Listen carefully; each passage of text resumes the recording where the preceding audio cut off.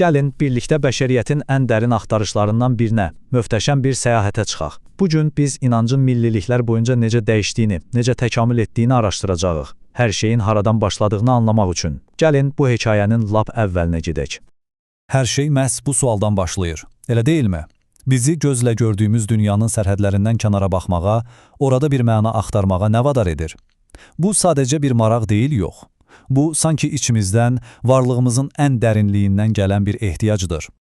Bakın, Netçilik kadını Nalungiag'ın bu sözləri nə qədər güclüdür. O, inanç kimi mücərrəd bir konsepsiyanı alıp, onu birbaşa insani bir tecrübeye çevirir. Yani bizim üçün görünməyən, amma dərindən hiss edilən bir reallık var.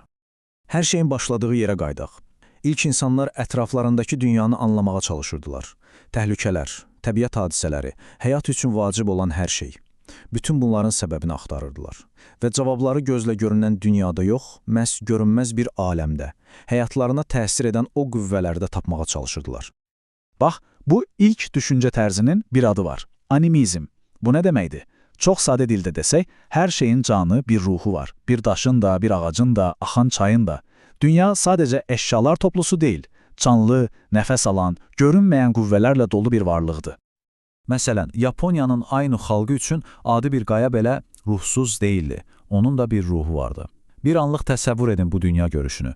Bu o deməkdir ki, ətrafınızdakı heç bir şey boş, mənasız deyil. Hər şey canlıdır. Hər şeyin bir yeri, bir rolu var. Dünya məhz belə bir yeridir.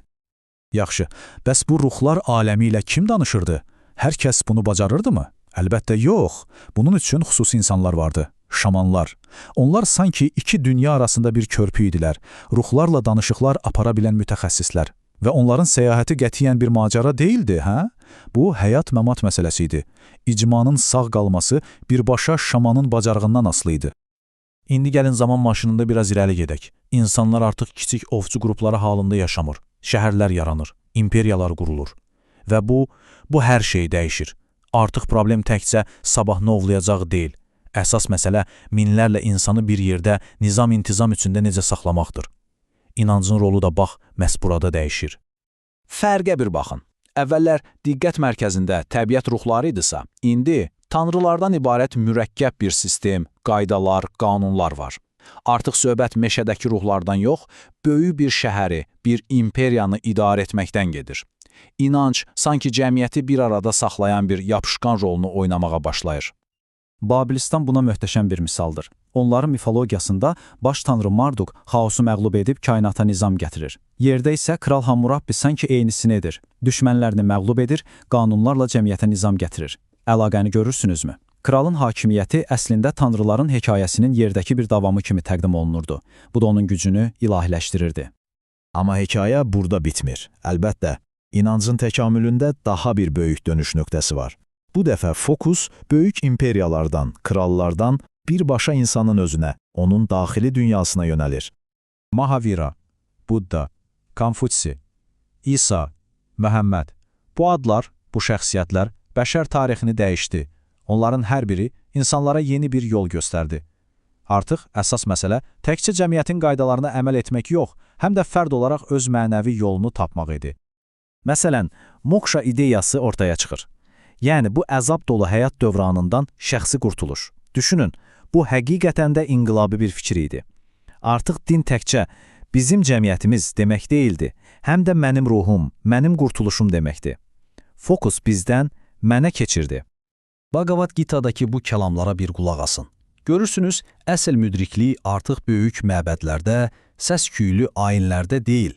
O, insanın öz içindədir, öz zehnini idarə etmək bacarığındadır. Fokus tamamilə daxilə yönəlmişdi. Və beləliklə gəlib çatırıq bu günümüzə. Bir dünya düşünün ki, fərqli-fərqli inanclar, fəlsəfələr, yollar bir-biri ilə çiyin-çiyinə yaşayır. Bu, bəşəriyyət üçün həm böyük bir sınaqdır, həm də əlbəttə ki, inanılmaz bir fürsət. Bəs bu qədər fərqli inanc bir yerdə necə mövcud ola bilər? Bu sual xüsusilə 19-cu əsrdə çox aktual oldu. Və Sri Ramakrishna kimi mütəfəkkirlər bu müxtəlifliyin içində bir harmoniya, ortaq bir zəmin axtarmağa başladılar. Və onların gəldiyi nəticə o dövr üçün həqiqətən də radikal bir fikir idi. Bəlkə də bütün bu fərqli yollar, fərqli dinlər əslində eyni bir dağın zirvəsinə aparır Sadəcə hərəsi fərqli cığıvdan gedir. Bu artıq mənim dinim haqlıdır, səninki səhv yanaşması deyildi. Bu tamamilə yeni bir baxış idi.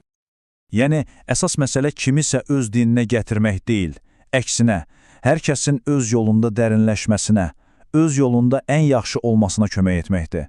Çünki onsuz da hamı eyni həqiqəti axtarır. Bu, qarşılıqlı hörmətə və anlayışa əsaslanan bir fəlsəfədir. Beləliklə, bu uzun və maraqlı səyahətin sonunda gəlib çatırıq son suala. Hər şeyin bir-birinə bu qədər bağlı olduğu bizim dünyamızda inancın növbəti addımı, növbəti təkamülü nə olacaq? Bəlkə də bu hekayənin növbəti fəslini elə biz özümüz yazırıq. Siz nə düşünürsünüz?